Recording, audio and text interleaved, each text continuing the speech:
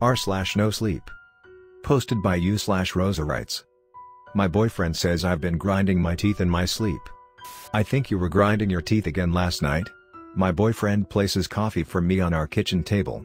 It's cold this morning, and I wrap my hands around the mug. Eek, that's so weird. I can't tell that I'm doing it. How can you tell? It's like a clicking noise, like chattering. He passes me cream from the fridge. It's kind of rhythmic, too. I say it's grinding because I'm not sure how else to describe it.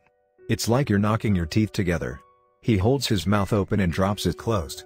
It's like nails on a chalkboard, and I shudder. Ugh, that is so strange. I'm going to have to tape my mouth shut or something. He gives me a side hug. I still love you, he says with a wink. He sits down, pulling out his phone to read the news. This is our morning routine, the same one we've had for the past year of living together. I wonder if it's my retainer or something, I continue. Maybe I need it adjusted, or it's bothering me in my sleep. I do actually feel like my jaw has been a bit tight lately or something. Could be. You could always call your doctor. Orthodontist, I correct. I haven't been to one in years, though. I mean, I got my braces off all the way back in middle school. That night, I stare at my teeth before brushing. I notice that I have some enamel wear. I've always had it worse than most. My dentist tells me it's because I have an overbite, but now I wonder if I've been grinding my teeth my whole life, too. My boyfriend is a heavy sleeper, so the fact that he's been hearing my teeth knocking means that it must be super loud. It gives me the creeps to think that I'm doing it unconsciously. I look at the transparent edges on my two front teeth. I tried teeth whitening, but I feel like it almost made the enamel wear stand out more. I brush, trying not to hyperfocus my anxiety on my image in the mirror. The next morning, my mouth is noticeably sore. My jaw feels like I've been chewing on gum for hours. My teeth feel ginger to the touch. Something is super wrong, I tell my boyfriend. I am wincing even just opening my mouth to drink my coffee. I'm sorry, babe. Definitely call the doctor. I call my dentist and ask if they have a recommendation for an orthodontist. The office can't see me for another 2 days, but at least I have an appointment scheduled. They recommend I remove my retainer at night until I can come in.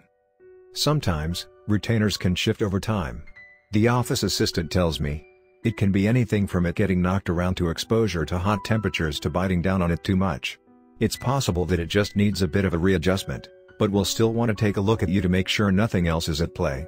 I thank her, it makes sense. I don't think I've had my retainer adjusted in 10 years. That night, I gasped to see that my teeth look different.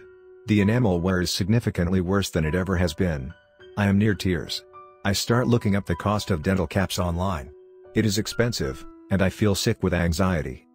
It's not that bad, my boyfriend says, looking at my mouth. You're probably just stressed. Maybe you'll feel better in the morning not wearing your retainer. The next morning, I am no longer in pain. Relief floods through me. I roll over, but my boyfriend is not in bed. This isn't terribly abnormal, as he is an early riser. Good morning. I grumpily mumble as I make my way to the kitchen. But there is nothing. I head to the bathroom, wondering if he is taking out the trash or something. I freeze. There is dark red smeared around my mouth. The room smells of iron. I realize with horror that it must be blood. I realize that I am stuffed, completely and utterly full, as if I have just eaten a feast. I feel a gurgle in my belly. I open my mouth, a little clump of hair juts out of my sharp, razor-like teeth in the back of my mouth. I call my dad. Oh shit, how long ago did you last see the orthodontist? My dad asks on the other line. I don't know, maybe a decade? Damn it, you're supposed to go in every 10 years or the suppression wears off. Lesson learned, I guess. Anything left of him? No, I say, sobs starting to build in my chest. Okay, good, it's better that way. Don't worry about it, let me call my guy. They've handled these types of emergencies before. How long will it take my teeth to go back to normal? Now that you've fed, they'll retract in about 24 to 48 hours. But we'll want to have your retainer looked at just in case. And make sure you mark your calendar or something for this time 9 years from now. We don't want this happening twice. I cough, shooting out one of my boyfriend's glasses lenses. I crunch it between my back teeth, swallowing it again. Definitely not. Next story of this video. Posted by u/rosawrites. I shouldn't have dumped her. I decided to get some ice cream on a whim. It didn't matter that it was already in the 50s in San Francisco. Who doesn't like a little fog and mist with their ice cream? I need to stop asking rhetorical questions. It's an annoying habit. Anyways, I didn't normally walk that route, not at 8 p.m. on a weekday, but I did walk that route, and I did see her. I saw her walking towards me like out of a movie. The chill wind blew back her hair a little bit, and she was wearing a beanie like she always did when we were together. Her coat was that baggy corduroy with a high neck, the kind of jacket that's cute but almost disgusting in its scrunginess. I had imagined this sort of scenario a few times. I had imagined her shuffling back into my life. She always had this really annoying habit of dragging her feet. She used to always trip if she had too much to drink because her shuffling would just get worse, and her heels would stumble over the cracks in the pavement. It was a maddeningly endearing quality she had. "Ava," I yelled at her. I was maybe 20 feet away, maybe a little overeager in my introduction, but it was like she didn't hear me. "Ava," I yelled again, quickening my steps toward her, and this time, she looked up. She stopped walking.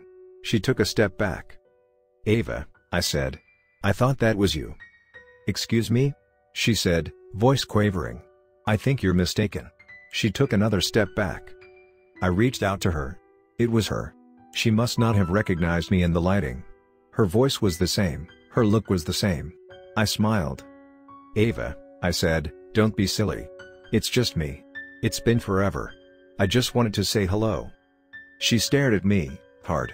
I shifted. I hadn't thought things were so inamicable between us. "I don't know you," she said, and this time, her voice was hard and angry. "Ava," I said. "I'm sorry, I just wanted to say hi." "I don't know you," she said, almost in a scream. I jumped back. She turned around to walk away. "Wait," I said. I ran up to her and grabbed her shoulder.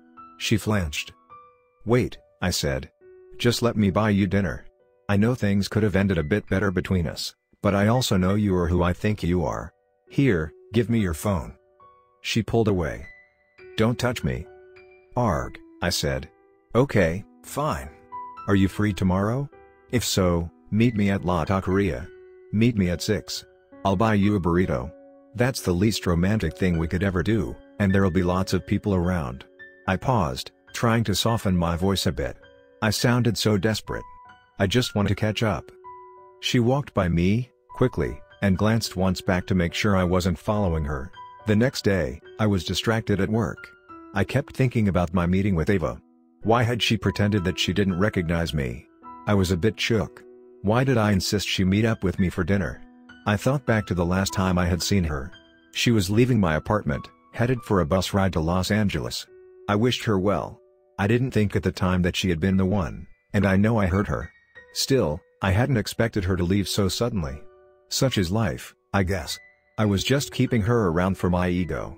But the thing about Ava was that the longer she was gone, the more I realized how much better she made things. Like, she had this subtle presence that was sort of maddening.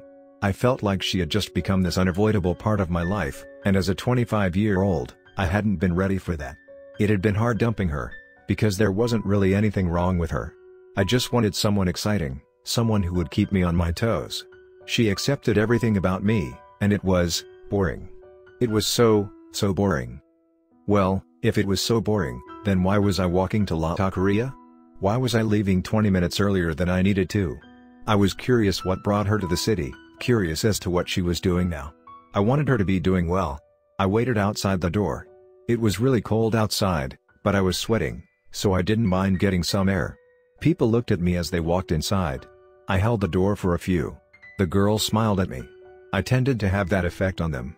Even I'll admit that I'm handsome, as douchey as that sounds. She didn't show at first. I was disappointed, but I stayed just in case she was running late. Ava had always been punctual, something that used to bother me. If I say come over at 6, I'm probably not going to be free until 6:30, everybody knows that. Well, maybe she finally got a clue, because she showed up at 6:25. Well done, I thought. She learned a thing or two from dating me after all. I smiled at her. It was a little weird, maybe I was misremembering, but she looked the same as she had the night before. Her black boots were the same, her jacket, and I guess I don't really know what pants she had been wearing. But there was her beanie, too, and her makeup was the same. Whatever, I thought, if she's visiting, She probably doesn't have many clothes packed. The thought of her just visiting made me kind of sad. "Hey, pretty lady," I said, holding out my arms for a hug. She had always liked that, but this time, she smirked. Not a nice kind of smirk. It was like a "you're making an idiot of yourself" smirk. I frowned. "Jay," she said, smiling. "Sorry to keep you waiting," I laughed. "I knew it," I shouted, going to hug her. "Why did you pretend not to know me?" She shrugged. "I wasn't expecting to see you. It caught me by surprise." She paused. "I didn't think I wanted to see you again." I smiled. "Well, I'm glad you changed your mind. What would you like to eat?" She looked at the line. "Oh, nothing," she said. "Ah, come on," I countered, "since when did you stop liking burritos?" It was almost our turn. I don't really eat burritos anymore. I still ordered her what I thought had been her favorite. She looked at me, almost angrily. "I told you I don't eat these." I waved her off. "You don't have to," I said, "I'll just finish it if you don't." We sat down. It was packed, per usual, and the table was dirty. She seemed uncomfortable sitting. She reached out for the burrito. She looked surprised when she took a bite. "Wow," she said, chewing slowly. "It's as good as I remember it," I chuckled. "How long have you been away from SF?" I asked. She stiffened. "Well," she said, "I've been here a while now, to be honest. Not sure how long exactly, but at least a few months." "What happened to LA?" I asked. She looked at me. "I guess I wasn't meant to make it in LA." We sat there in silence. I started to blabber on about what I had been up to in the year since I'd seen her. She seemed very interested. She chewed the burrito slowly, much slower than I was eating. I could tell she was savoring it, and that made me pleased.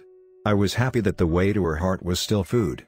Like before, the more I spent time with Ava, the more I started remembering the things I loved about her. The way she blinked twice when she was confused, or how she rested her face in both hands when she was deep in thought. I started forgetting why she had left in the first place. Had I really dumped her? I looked into her face. It was still beautiful. Damn, I had let a good thing go. I shook my head. "Hey, I'm really sorry about how we left things," I said. "I didn't mean to hurt you." Her body language changed.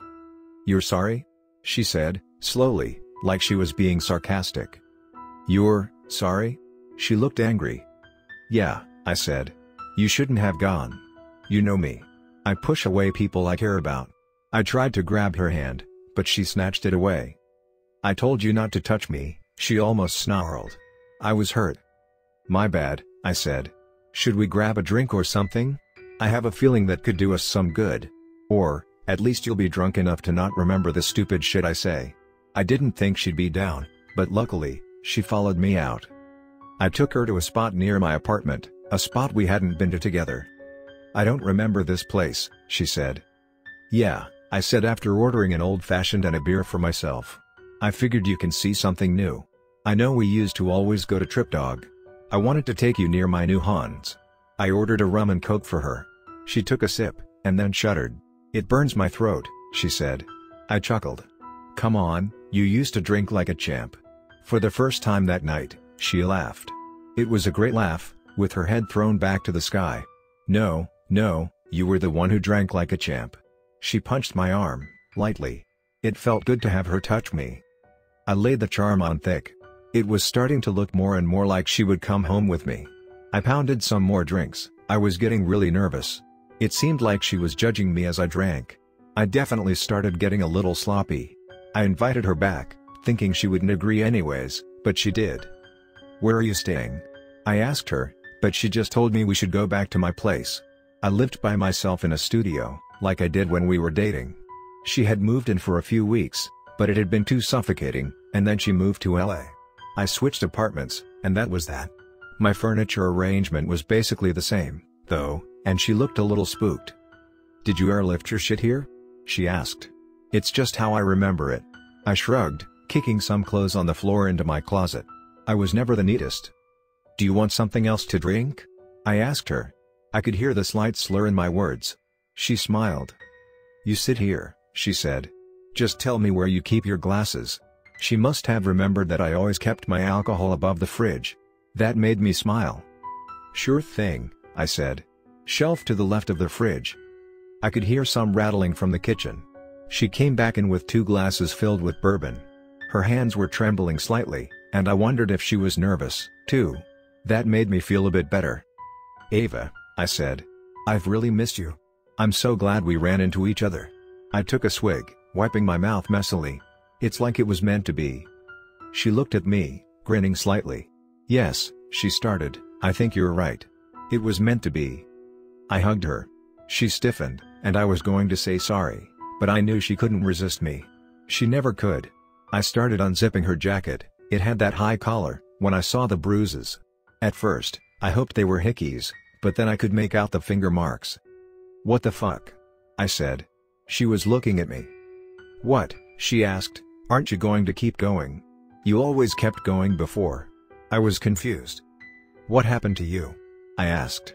She smiled. "Aren't you going to tell me you love me?" she asked. "Aren't you going to keep pretending that everything is fine? That you didn't hurt me?" I was confused. What the fuck is this? She unzipped the rest of her jacket. There was a knife, my kitchen knife, hidden within the jacket. "Don't you remember?"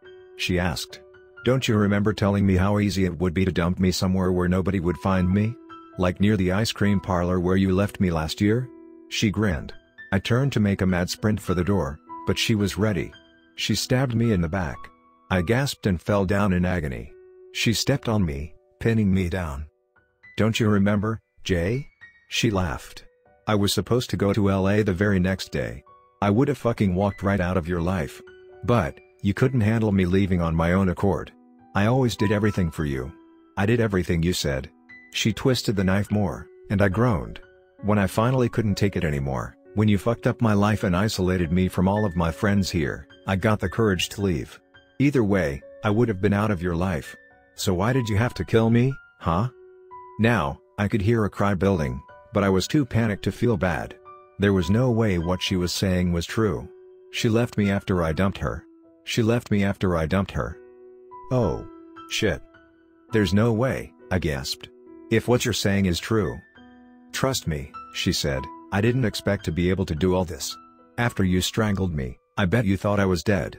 The last thing I remember is you tying the bag. I was still alive, you know.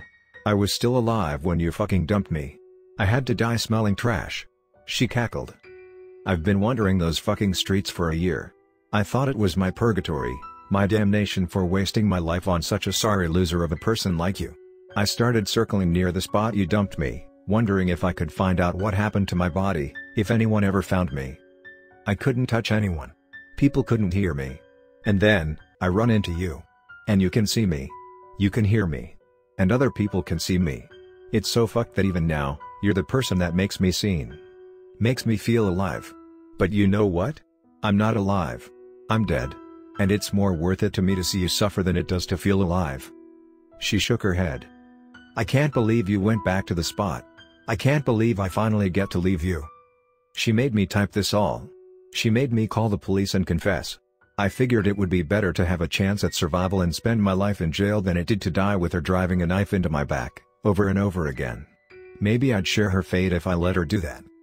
I do know that after I heard the sirens approaching, after I blubbered her a final apology, she screamed, "I'm going to LA."